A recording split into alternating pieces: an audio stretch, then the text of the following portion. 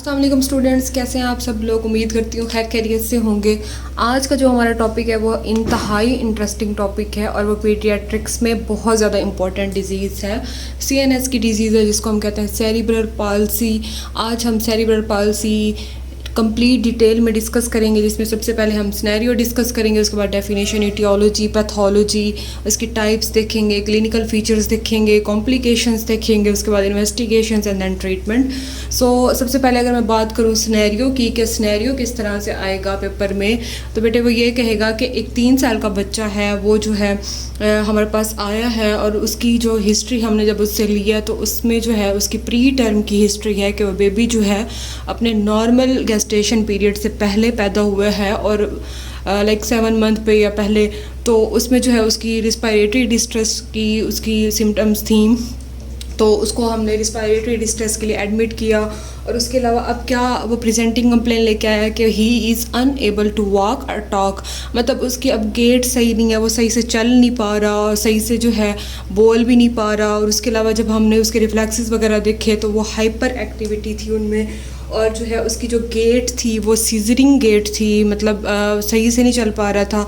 और उसके अलावा जो है उसकी जो आर्म्स और लेग्स के जो रिफ्लेक्सेस जब हमने चेक किया तो बहुत ज़्यादा इंक्रीज़ हुए थे, बहुत ज़्यादा उसकी मूवमेंट्स जो है वो स्टैटिक मूवमेंट्स हुई थी। तो इस तरह से आएगा बेटे।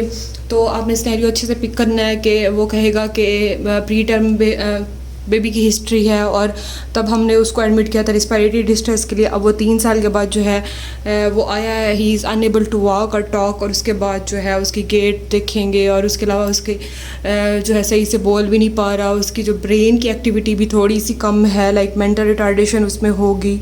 तो स्टार्ट करते हैं डेफिनेशन में। सबसे पहले सेरिब्रल पाल्सी क्या होती है। सेरिब्रल नाम से ही पता चल रहा है, पाल्सी मतलब कोई ब्रेन का पार्ट डैमेज हो गया। सेरिब्रल में अगर हम देखें तो सेरिबेलम मतलब ब्रेन, इसमें क्या हुआ है, इसमें जो है बेसिकली ब्रेन डैमेज हुआ है। और ब्रेन डैमेज होने के साथ साथ मतलब ब्रेन के जो डिफरेंट पार्ट्स हैं, सेरिबेलम हो गया और इस तरह के, तो टोटली जो है ब्रेन डैमेज हुआ। और उसकी वजह से क्या हो गया, उसकी जो मोटर एक्टिविटी थी ब्रेन की, जो मोटर न्यूरॉन्स सिग्नल्स लेके जा रहे थे वो सारे डैमेज हो गए, जिसकी वजह से क्या हो जाता है कि बंदा जो है वो पाल्सी वाली कंडीशन में चला जाता है। तो क्या होता है उसकी जो है मूवमेंट्स वो हो जाती हैं, रिस्ट्रिक्ट हो जाती हैं, मतलब बंदा सही से चल भी नहीं पा रहा होता, बोल भी नहीं पा रहा होता। ठीक है, तो बेटे ये इसकी डेफिनेशन हो गई। इसमें क्या होता है, अब ये जो डैमेज होता है, ये ब्रेन का डैमेज जो है ये परमानेंट डैमेज होता है। ठीक हो गया, तो परमानेंट डैमेज होगा ब्रेन का। और ये जो डिजीज़ है ये बेटे नॉन प्रोग्रेसिव है। नॉन प्रोग्रेसिव मतलब ये मतलब ठीक नहीं होती, with the passage of time static रहती है इसके सिम्टम्स वगैरह जो है। और इसमें जो है परमानेंट डैमेज होता है, मैंने आपको बता दिया। और उसके अलावा जो है हमारे पास पोस्चर भी और मूवमेंट्स की भी डिसेबिलिटी होती है। तो इसमें क्या होता है, हमारे पास पोस्चर और जो बॉडी की मूवमेंट्स होती हैं वो डिसेबल हो जाती हैं। तो ये इसकी डेफिनेशन में हम लिखेंगे। उसके अलावा अगर मैं इटियोलॉजी की बात करूं तो इटियोलॉजी क्या होती है, मतलब क्या क्या काजेज़ हो सकती हैं इस डिज़ीज़ की। तो बेटे काजेज़ डिफरेंट हो सकती हैं। इंट्रा यूट्राइन काज हो सकती है, मतलब जब अभी बच्चा जो है वो मदर की वॉम में है तो उसमें जो है इंट्रा यूट्राइन काजेज़ हो सकती हैं। उसमें क्या क्या हो सकती है, ब्लीडिंग की हिस्ट्री हो सकती है मदर की।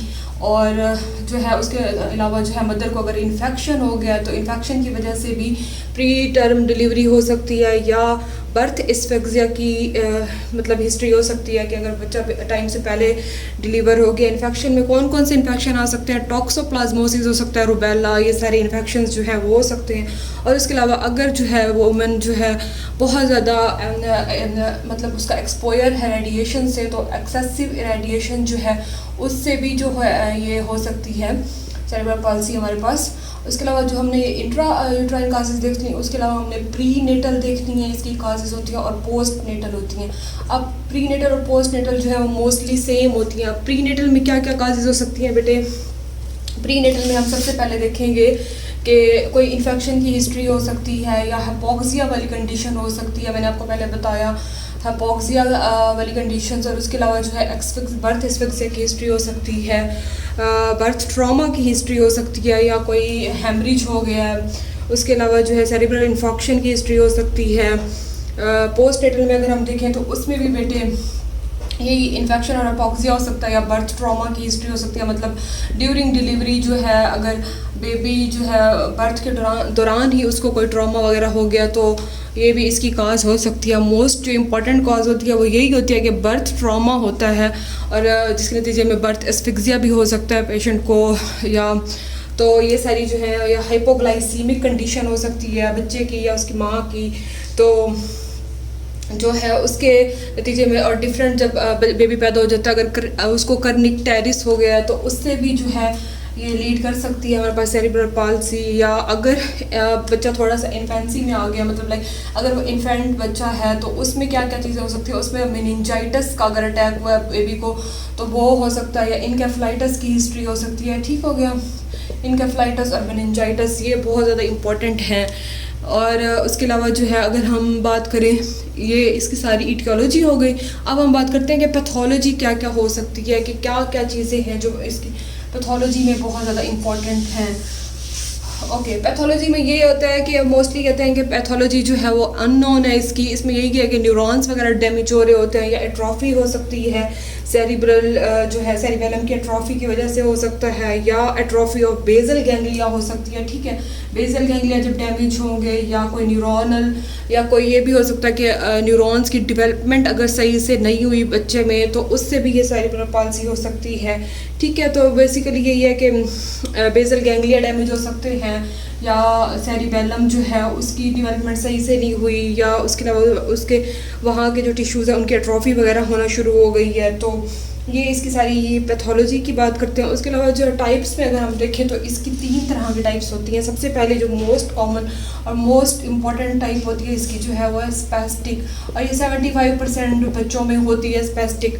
अब स्पेस्टिक जो है ये बहुत ज़्यादा इंपॉर्टेंट है। ठीक है, इसमें क्या हो जाता है, इसमें जो है मूवमेंट्स बहुत ज़्यादा मसल्स की स्टिफ मसल्स हो जाते हैं, स्टिफनेस हो जाती है, और इसमें जो है पेशेंट सही से चल नहीं पा रहा होता, इसमें जो है उसकी गेट भी डिस्टर्ब हो रही होती है। उसके अलावा जो है अगर हम इसकी नेक्स्ट टाइप की बात करें तो इसमें जो है एक्स्ट्रा पैरामिडल होती है। एक्स्ट्रा पैरामिडल जो है वो इतनी ज़्यादा कॉमन नहीं है, और ये मोस्टली कितने मतलब ये 22% लोगों में होती है। ठीक है, 22% बच्चों में होती है, और इसमें डिफरेंट सिम्टम्स आते हैं। लाइक बच्चे को कोरिया हो सकता है। ठीक है, उसकी जो है कोरिया कहते हैं डांसिंग लाइक मूवमेंट्स, तो वो हो सकती है। उसके अलावा जो है डिस्टोनिया हो सकता है उसको। डिस्टोनिया क्या कहते हैं, डिस्टोनिया में जो है इनवॉलेंट्री मूवमेंट्स स्टार्ट होना शुरू हो जाती हैं, तो एथिटोसिस हो सकता है। इस तरह की सारी जो है ये काजेस हो सकती है। और इसके अलावा मिक्स्ड का जो है इसकी थर्ड टाइप है, उसमें डिफरेंट टाइप्स की ये वाले फीचर्स भी इन्वॉल्व हो सकते हैं, और ये वाले भी। तो ये 3 इसकी टाइप्स हो गई, स्पास्टिक, एक्स्ट्रा पैरामिडल और मिक्स्ड। ठीक हो गया। उसके बाद अब क्लिनिकल फीचर्स की अगर हम बात करें कि क्लिनिकल फीचर्स क्या क्या जो है इम्पोर्टेंट है, और किस तरह से सिनेरियो में पहले भी मैंने आपको बताया है कि बच्चा आएगा और उसमें जो है सबसे पहले तो हमने ये देखना है कि ये जो है मोस्टली 1 ईयर से पहले जो है इसके फीचर्स इतने ज़्यादा डेवलप नहीं हुए होते। जब बच्चा 2 साल या 3 साल का हो जाता है तो तब जो है इसके फीचर्स आना शुरू होते हैं। बच्चे मतलब पेशेंट्स उसकी माँ आगे कहती है कि ये सही से नेक होल्डिंग नहीं कर पा रहा, मतलब आई कांटेक्ट इसका ठीक नहीं है, सही से मतलब क्रॉलिंग नहीं कर पा रहा।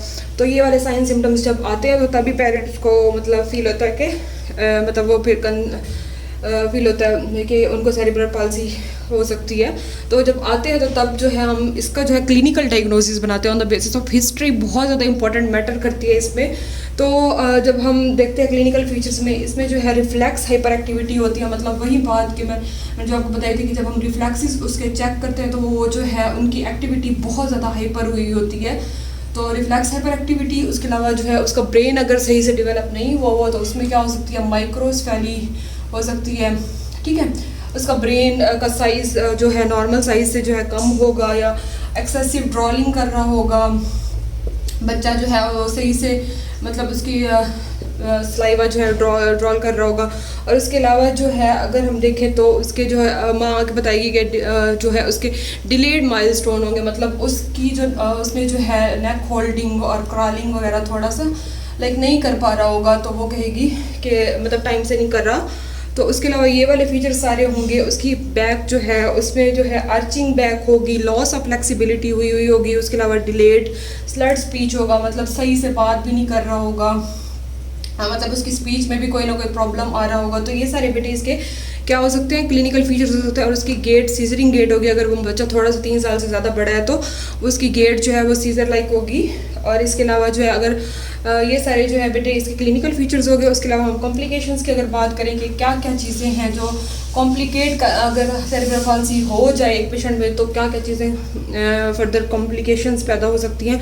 तो सबसे पहले तो यही है कि अगर CNS में हम चाहें तो सीजर्स हो सकते हैं बच्चे को, ठीक हो गया। सबसे पहली कॉम्प्लिकेशन जो है सीजर है। उसके बाद उसके पेंटल रिटार्डेशन होना शुरू हो जाती है, मतलब उसका ब्रेन वर्क करना छोड़ देगा। उसके अलावा अगर हम बात करें विजुअल में तो स्क्विंट वगैरह हो सकते हैं, उसकी विजुअल जो है आई में भी उसके डिफेक्ट्स आना शुरू हो जाएंगे। अगर ब्रेन में जाएगा तो माइक्रोसिफेली भी हो सकती है, उसको मैंने अभी बताया आपको। उसके अलावा जो है स्पीच डिसऑर्डर्स हो सकते हैं, वही साइकोलॉजिकल इश्यूज होंगे और बच्चा जो है थोड़ा सा इरिटेबल होगा और मतलब जाहिर सी बात है मतलब उसका बिहेवियर नॉर्मल बच्चों से थोड़ा सा हटके होगा। और उसके अलावा ओरल डेंटल इन्फेक्शन होने के चांसेस हो सकते हैं उस बच्चे को, ठीक है। ओरल डेंटल इन्फेक्शंस होने के चांसेस हो सकते हैं। तो ये सारी चीज़ें बेटे या उसके जो है एक्यूट सपोरेटिव ओटाइटिस मीडिया, उसको या सपोरेटिव ओटाइटिस मीडिया हो सकता है इसी डेंटल इन्फेक्शंस की वजह से। अगर यूस्टेचन ट्यूब के थ्रू अगर मतलब कान तक चला गया तो हेयरिंग डिफेक्ट्स हो सकते हैं उसको। तो बेटे ये सारे जो है इसकी कॉम्प्लिकेशंस हो सकती हैं। अब इन्वेस्टिगेशंस बहुत आसान है। इन्वेस्टिगेशंस हमने किस बेस पे करनी है, मैंने आपको पहले बताया कि हम जो है जब पेशेंट की हिस्ट्री लेंगे तो हमें उसी पे ही पता चल जाएगा। जब वो माँ आगे बताएगी कि ये सारी चीज़ें हैं तो हम मोस्टली जो है इसका क्लिनिकल बेस पे ही हम इसको इन्वेस्टिगेट कर लेते हैं। लेकिन अगर फर्दर हमने इस डिज़ीज़ को देखना है तो हम MRI करवा सकते हैं, ठीक है। हम CT स्कैन करवा सकते हैं, ये 2 बेस्ट है जिससे जो है हम डिज़ीज़ की फर्दर प्रोग्रेशन देख सकते हैं। उसके अलावा बात करते हैं सबसे लास्ट में कि ट्रीटमेंट क्या है। ट्रीटमेंट आपने मतलब इसका जो है सेरेब्रल पाल्सी का कोई इफ़ेक्टिव ट्रीटमेंट नहीं है फ़िलहाल, क्योंकि जब एक दफ़ा ब्रेन या न्यूरॉन्स डैमेज हो जाएं तो वो जो है उनका कोई इस तरह से प्रॉपर ट्रीटमेंट नहीं है, वो दोबारा से रीजनरेशन उनकी नहीं हो पाती। तो बेटे सेरेब्रल पाल्सी का कोई परमानेंट ट्रीटमेंट नहीं है। हाँ, ये हो सकता है कि अगर बच्चे में स्पीच में मसला है, उसकी गेट में मसला है, तो हम क्या करवा सकते हैं, हम उसका लाइफस्टाइल थोड़ा सा अच्छा कर सकते हैं। हम क्या करवा सकते हैं, हम फिजियोथेरापी उसकी कर सकते हैं ताकि उसकी जो मसल्स की मूवमेंट्स है वो बहुत अच्छी हो जाए, ठीक है। फिजियोथेरापी करवा सकते हैं जिससे उसकी क्या होगी, उसकी मसल्स मूवमेंट्स अच्छी हो जाएंगी। हम जो है अगर मज़ीद हमने अच्छे करने हैं मसल्स तो हम मसल्स रिलैक्सेंट्स दे सकते हैं उनको। मसल रिलैक्सेंट्स या बोटुलिनम टॉक्सिन एक है इंजेक्शन, वो हम इंसर्ट कर सकते हैं जिससे क्या होगा थोड़े से उसके मसल्स रिलैक्स होंगे और उसकी गेट बहुत अच्छी हो जाएगी। और उसके अलावा अगर तो उसमें थोड़ा बहुत ब्रेन का फंक्शन अच्छा है तो हम उनको स्कूल्स वगैरह में एडमिट कर सकते हैं, रिहेबिलिटेशन सेंटर्स में हम उनको मतलब एडमिट कर सकते हैं। उससे भी काफ़ी जो है उनकी इम्प्रूवमेंट हो सकती है। और उसके अलावा हम न्यूरोलॉजिस्ट को की तरफ लेके जाएंगे उसको, तो वो थोड़ी बहुत जो मेडिकेशंस हैं, ये मसल रिलैक्सेंट्स और ये सारी चीज़ें वो है। बट मेन जो हमारा मकसद होता है, हमारा यही मकसद होता है कि हम थोड़ा सा उस बच्चे का लाइफ स्टाइल मतलब अच्छा कर लें ताकि वो इस काबिल हो कि वो ख़ुद को संभाल सके। तो हम सिर्फ यही कर सकते हैं। उसके अलावा जो है इसका कोई प्रॉपर ट्रीटमेंट फ़िलहाल नहीं है। बट रिसेंट जो स्टडीज़ आजकल चल रही हैं उसमें यह है कि जो प्लूरीपोटेंट सेल्स होते हैं, वो सेल्स जिनमें बहुत ज़्यादा मतलब एबिलिटी होती है कि वो किसी फॉर्म कोई भी सेल बन सकता है उनसे, लाइक नर्व सेल, हार्ट के सेल्स या कोई भी सेल्स। तो अभी रिसेंट स्टडीज़ चल रही हैं कि अगर हम प्लूरीपोटेंट सेल्स ब्रेन के अंदर इंसर्ट कर दें या हार्ट के अंदर, तो वो मतलब वहाँ पे जाके वही वाले सेल्स बनना शुरू हो जाते हैं। तो अभी इस तरह का कोई ट्रीटमेंट नहीं है, बट स्टडीज़ जारी हैं। आई होप सो कि आपको क्लियर हो गया होगा कि सेरेब्रल पाल्सी क्या है। हमने डिफ़ाइन किया, उसकी एटियोलॉजी देखी, पैथोलॉजी देखी, फिर हमने उसकी टाइप्स देखी, फिर हमने क्लिनिकल फीचर्स भी देखे, हमने कॉम्प्लिकेशंस भी देखी, हमने इन्वेस्टिगेशंस, ट्रीटमेंट सारा। Thank you.